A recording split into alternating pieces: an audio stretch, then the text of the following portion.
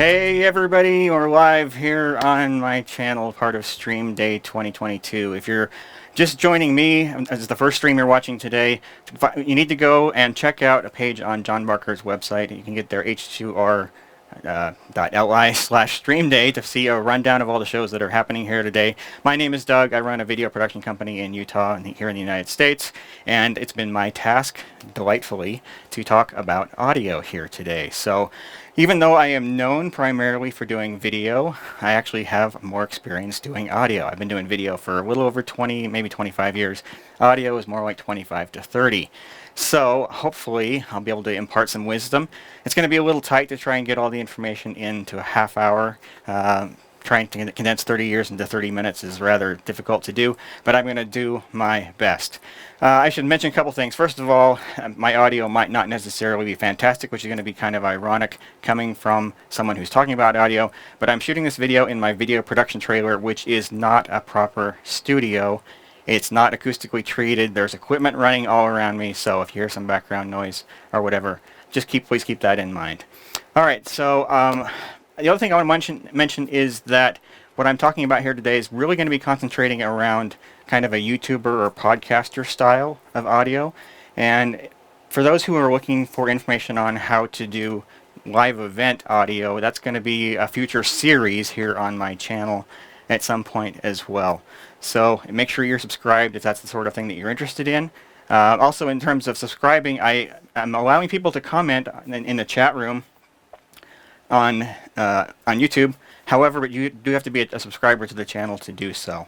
So I'm just trying to eliminate some of the noise, some of the spam that might be there. So that said, I have so much material to cover that I will not actively be monitoring the chat throughout the course of the stream. All right, so someone is deciding that they want to do podcasting, YouTubing, and they need to figure out how to do audio and make it sound good. What's the first question that they tend to ask? Well, the first question I hear people ask is, what's the best microphone? And I can tell you that there is no such thing as a best microphone. And anybody who gives you advice to telling you that a particular mic is the best microphone doesn't know what they're talking about, and you need to run away as fast as you possibly can. That said, though, there are certain things... Hold on. I'm getting some echo here. There we go. There are some things about certain microphones that are going to be better than others at certain applications. And I want to talk a little bit more about principles than specific models of mics. Obviously, I've got kind of a wide variety of microphones here to talk about. But main reason I'm doing that is because I wanted to talk about how they work, the different types, different polar patterns, and that kind of thing, and let you choose for yourself what microphone is going to work best for the type of video that you happen to be shooting. All right, so that said, first thing I wanted to cover is something that's called a polar pattern. And let's see if I actually still have the website up for that. So it looks like I do. All right, so I'm going to go to the Lewitt website, and this is going to this is going to give some visual diagrams about what different polar patterns are. And when I talk about polar pattern, I'm talking about what is the sensitivity of the mic in different directions. That's something that's probably the most important thing to be aware of when you're selecting a microphone. You want to have a microphone that's picking up the sound sources that you want it to pick up, but yet at the same time reject the sound that's coming from anywhere else. And that's where the polar pattern of a microphone comes in. And the first one that I want to take a look at here is called cardioid. And it's given that name because it's heart-shaped. And basically what happens, if we scroll down a little bit here, so we have this diagram superimposed on top of one of the Lewitt microphones. And what this is showing you is, like, the further away this grid or this ball is away from the microphone, is letting you see that that microphone is a lot more sensitive in that particular direction. So when you're trying to set up your mic, you want to have that facing your sound source, in case of what we're talking about here today. That might be someone who's talking, or it could be if you're doing a musical podcast or whatever, you want to have that mic pointed at the musical instrument that you're wanting to include as part of your mix. Cardioid is probably the most common microphone pattern that there is, but it's not the only one. There's another one here called supercardioid, which has a narrower pickup pattern at the front, but it does have a little bit of a lobe in the back. So it is going to pick up a little bit of the sound that's coming from the back side of the microphone, in addition to its primary sensitivity at the front. Then we come down a little bit further, omnidirectional. And what this basically means is that the mic is able to pick up sound in all directions with equal sensitivity. So a sound at the back of the mic is going to be picked up the same as the sound in front of the microphone, the same level, the same character. Now, that said, I actually have a number of different mics set up here. And so I'm going to go through a handful of these and let you hear what some of those patterns look like or sound like. So first one I want to bring up here is, find the right button here. There we go. This microphone is the Neumann U87AI. This is a high-end microphone, and I'm not for a second suggesting to anybody run right out and get this microphone. It is tremendously expensive at about $3,200. But I wanted you to hear to kind of what a high-end sounds like, but I also want to demonstrate with some of the polar patterns. So this microphone, if we take a look, there is, it's going to be hard to hear me, but there is a switch on the front that allows you to choose different polar patterns. Right now it is on the cardioid pattern, and if I switch it, you'll hear a big thump. I apologize for that. Okay, this is the omnidirectional pickup pattern. So it's picking up not just from the front, but also from the side and also from the rear. Now if I switch it back to the cardioid pattern, again another thump. Okay, here we go. Here's the cardioid pattern. So now it's only picking me up from the front. It doesn't hardly pick me up at all from the side, and almost doesn't pick me up at all from the back. So that's ideal when you have a situation where you need to pick up a particular sound source and you want to reject everything everything else that's going on in a room. So that's the cardioid pattern versus the omnidirectional pattern. So the first thing that you want to make sure that you get right when you're picking a microphone is making sure you have one that has the pickup pattern that actually works for you. Now I'm going to switch back. There we go. Switch back to my headset mic so I don't have to hold the mic. All right, so you want to make sure that you're picking a mic that has a pickup pattern that's going to work for the particular situation that you're going to be working in. That it makes far, far, far more difference than the actual model of microphone that you're going to be using. To demonstrate that, I wanted to pick up kind of an inexpensive mic here. This microphone is $20, much cheaper than the $3,200. So this one, find the right button. There we go. Is it on? Is it on? Maybe it's not going to work today. Yeah, check. There we go. Okay, I grabbed the wrong one. There we go. There we go. All right. So this is the Behringer XM8500. This microphone is really only $20, but this also has a cardioid pickup pattern. So if I rotate off to the side, it gets quieter. If I point it away from me, you almost don't hear me at all. I also want to briefly mention that when I'm talking into these other microphones, they're not going through the same kind of processing that my headset mic does, so they're going to be a little bit quieter, and I'll talk a little bit more about that given I have enough time a little bit later, how you do some processing in your audio mixer or on your video switcher in order to make your audio sound a little bit better. So anyway, so a lot of these mics, most of these mics have a cardioid pickup pattern.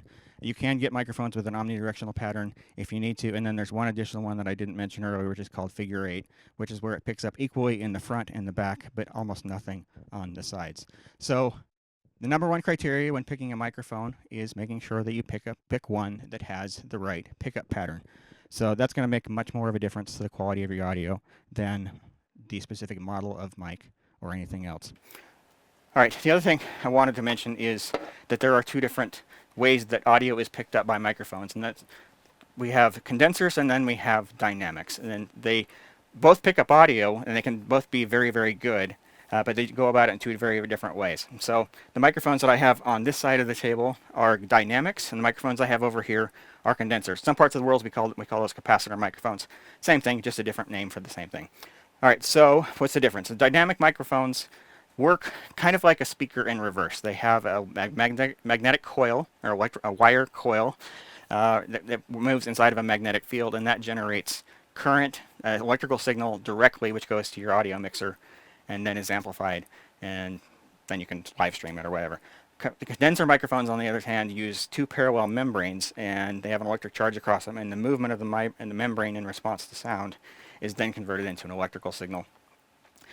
Condenser microphones tend to be known for having a brighter, more natural, cleaner sound, but that might not necessarily be what you're going for. I also mentioned that condenser microphones tend to be more expensive than dynamics, but that isn't necessarily always the case. So pickup pattern is the most important thing when picking a microphone. The next most important thing is going to be whether you choose a dynamic or condenser. Dynamics are a little bit less sensitive. They tend to not pick up the sounds in the room quite as much as condensers do. But they're both great options, and a condenser is kind of the gold standard, but dynamics can do a great job as well. One dynamic that you're going to find a lot of podcasters using is this Shure. This is the Shure MV7X. It has a very similar sibling, older sibling, that's called the SM7B. You'll see a lot of those used today. In fact, in the stream a little bit earlier today, John Barker was using the SM7B for his stream. So these microphones tend to be very, very directional. They do a great job about rejecting noise from other sources that happen to be within your room. Okay, let's see. The next thing we want to be concerned with is microphone placement. And I'm going to switch back to my headset microphone. And when I say microphone placement, keep in mind when you're setting up a microphone that the pickup pattern will dictate where you want to place the microphone in your room. So if you've got a cardioid microphone, you want to have the front of your microphone pointed at your voice, and you want to have the back of it pointed at any source of noise. So if you're in a room where you've got a computer, if you can place your microphone so that the back side of the microphone faces the computer and the front side faces your mouth, you're going to have a much better quality audio. You're going to have a lot less background noise in your stream than you will if you have the microphone pointed in any other direction. So keep that in mind. Microphone placement is extremely important. It's probably second most important, in addition to choosing a microphone with the proper pickup pattern. So something to keep in mind there.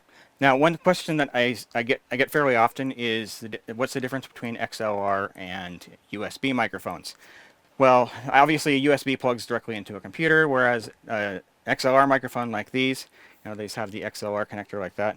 These are professional audio devices.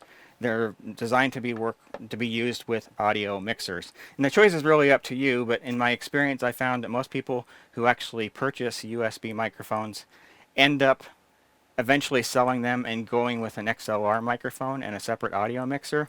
So if that's something you're considering, you maybe want to not point yourself into a corner by going with a USB microphone and going with an XLR microphone and a separate audio mixer as well right out of the gate. The USB microphones can work great if you're just a single person and you don't want to have any additional audio sources in there, but once you want to bring in a second microphone or be able to monitor audio from other sources, having an audio mixer is something that's very handy and something you probably want to do. So if you're just buying brand new out of the gate, I would very highly recommend that you go with an XLR microphone to start with. And there's very easy ways to adapt XLR microphones to work with a computer. One that I'll mention is having a little audio mixer that has a USB connection on it. So let's see if I have a graphic for this one. I may not. Yeah, well, okay. So anyway, this is the Behringer Q1202 USB. Has your XLR inputs for your microphones, and then has a USB connection on the back to go directly into the computer. So if you're live streaming from something like OBS, or if you even want to use it for a Zoom or Teams meeting or whatever, that's a great way to go. And having the mixer gives you a lot more control over your audio than you would typically get with a software-based solution that uses USB. The other reason I like dedicated mixers like that is you have physical knobs. So if you need to turn something up or turn something down or make an adjustment on it, you've got the device right there in front of you. Just grab the knob and turn it. You're not having to wade through menus and a piece of software in order to make changes that way. So the software solution can absolutely work, and if you're on a budget, that's all you can afford. It can absolutely work great, but the minute you want additional flexibility, you want to be able to respond to changing conditions, then having a dedicated USB, a dedicated audio mixer is something that's going to be certainly great to have. All right, okay, moving on to the next thing. So looks like I got about 12 minutes or 11 minutes left to go. So next thing I want to mention is setting up some of the settings on your audio mixer in order to get the highest quality sound. All right, I'm going to switch over to, there we go, the Neumann U87. And then I'm going to pull up my audio mixer control software. There, Minimize that. All right, so here we go. All right, so what we're going to do is we're actually going to go into some of the settings for the microphone in order to give higher quality sound. Now, one of the things that I've noticed with a lot of people who are just getting started with live streaming is that they tend to not understand the settings of their mixers, and they have to do things to kind of compensate for that. Like, for example, if somebody's going to get really loud, in the case of when somebody gets loud, it'll either distort or they'll have to turn down the level, and so the overall audio level for the stream happens to be very low. There's ways around that, but the other thing I hear is a lot of rumbling, like you just from handholding noise with a microphone, or from just ambient noise like cars and trucks driving by or whatever. There's a low frequency rumble that is picked up by microphones if you haven't configured your mixer in order to get rid of that. So I'm going to go into the settings here for this microphone. And this has what we call a high pass filter, HPF. It's also called a low cut filter. And anytime you're picking up someone's voice, you probably want to have this engaged, or any other sound source that doesn't inherently have really low frequencies in it. So what we can do here is turn on this high pass filter, and I've got the frequency set for 100 hertz. Now, for purposes of demonstration, I'm going to turn this off. And now you'll probably notice that there's a little bit more bass in my voice. It's not doing that high frequency roll off. It's not doing the high frequency pass. It's not doing the low cut roll off. So, but that you'll probably hear a little bit more boom, a little bit more rumbling going on there. But this is kind of a great thing to do in all of your audio mixes for anything that doesn't require that. So if you're doing music playback, you're not going to want to do that. If you're miking an instrument that actually inherently has a lot of bass guitar, kick drum, piano, those kinds of things, you probably don't want to turn on the high pass filter. But for everything else, you probably should, and then set that frequency. And here I did 100 hertz. Set that frequency appropriately based on the signal source, the audio source that you're actually working with. So that's the first thing that we can do. The other thing I want to mention is audio compression. So come down here.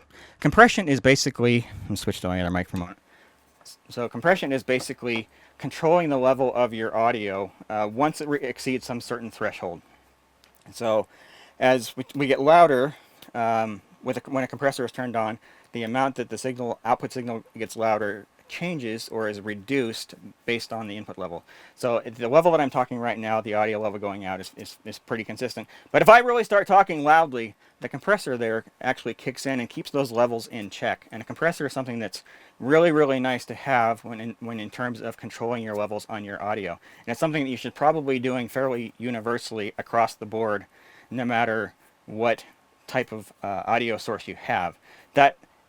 By reducing that level, that upper level, the high level in there, you can turn up the overall level quite a bit. And you notice a lot of inexpensive, lesser experienced live streams, you notice that they tend to have audio which is not as high quality, and the levels tend to be very, very low. But the way we do that is with a compressor. So I'm going to go back to my U87 here. All right, and I'm going to go ahead and talk into the mic a little bit, and I'm going to turn on the compressor. I'll turn off the one knob feature. There we go. All right, so over here we have a little thing that says GR, and GR stands for gain reduction. And as I'm talking, you can see that the level meter is coming down a little bit. And basically what's happening there is anytime my audio exceeds this threshold, minus 27 decibels, that gain reduction is kicking in. The compressor is kicking in and bringing that level down. So if I really get up on the mic and talk into it fairly loudly, you can see that gain reduction is really kicking in. But what that does is it gives us a much more consistent level, and so that when someone gets excited or someone decides they want to get loud or whatever, that compressor can actually kick in quite a bit and help to clarify that a little bit and keep the distortion away. Once you have a compressor kicked in, as mentioned, one of the benefits you get is that you can then turn up your output gain. So I have the output gain here turned up by 6.3 decibels. So basically what you're hearing is this audio is now 6.3 decibels louder than it would have been had I not turned on the compressor. Now I'll go ahead and turn that off again. So here you're hearing the audio without the compressor. It is quieter. And when someone is watching a live stream, it's really nice for them to be able to listen to a much more consistent level that you get with a compressor. So that is a great tool and something that's available in a lot of different products. So it's not only available in mixers, but if you happen to have like an ATEM Mini or one of the newer Blackmagic switchers, they also have these features built into them as well. Okay, all right. So that said, go back to my headset microphone. All right, the next thing I wanted to talk about is monitoring audio. And I know we're getting low on time here, but I'll try and go fairly fast. Whenever you're doing live streaming, you really want to make sure that you're monitoring your audio whenever you possibly can. So in my case, I'm wearing some in-ear monitors right now, so I'm able to hear my own audio there. But if you're doing audio for somebody else, you probably want to be able to listen to that on a pair of studio monitors or on some headphones. And I'll bring out a couple pair of headphones here that I found to be absolutely amazing for monitoring audio. This first one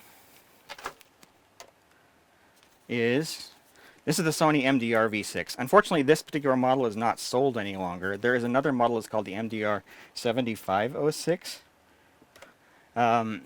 And it is very similar. It's not quite identical, but it is very similar in terms of sound quality. These are pretty inexpensive.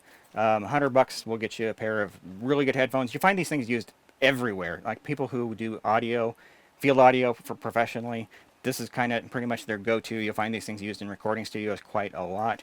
I should mention that these are what they call closed back headphones. So it's actually a solid piece in the back here. So sound that's being produced by the driver inside of the headphones is not coming to the outside world for the most part. And additionally, when you're listening to it, you're not hearing much what's going on around you as well. Next pair of headphones I want to mention, which is kind of similar. It's also another pair of closed backs. These are the Beyerdynamic DT770 Pros.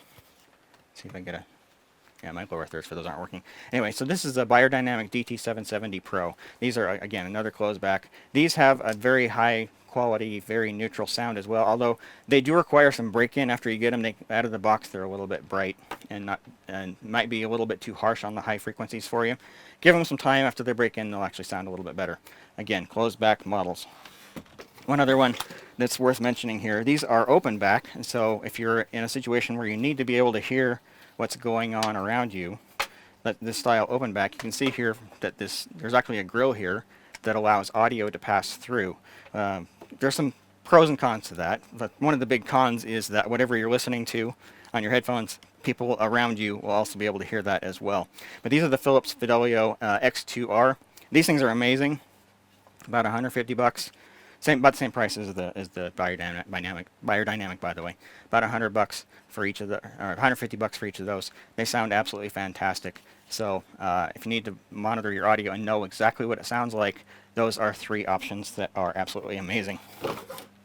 Also worth mentioning is if you're in a situation where you're in a separate location from where your audio is being produced, so you're in another room or around the corner or whatever. Another great solution is studio monitors.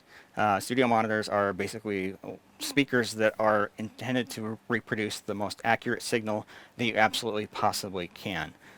The ones that I use are from Genelec, 8000 series. They are fantastic. A little spendy, but I think they're absolutely worth it. It's one of those things you make an investment today and you're going to have them for the rest of your life. You're never going to have to worry about those things breaking or becoming obsolete. They're just going to be fantastic.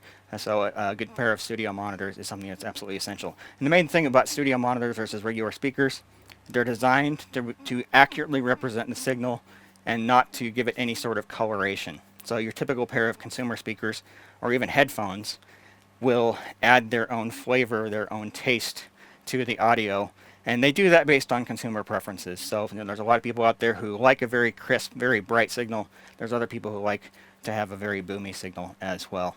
So if you need to monitor your audio, make sure you get a pair of headphones that's meant to be very accurate, or a pair of studio monitors, in order to make sure that the audio that you're actually think you're streaming or recording is exactly what you intended for it to be. Okay.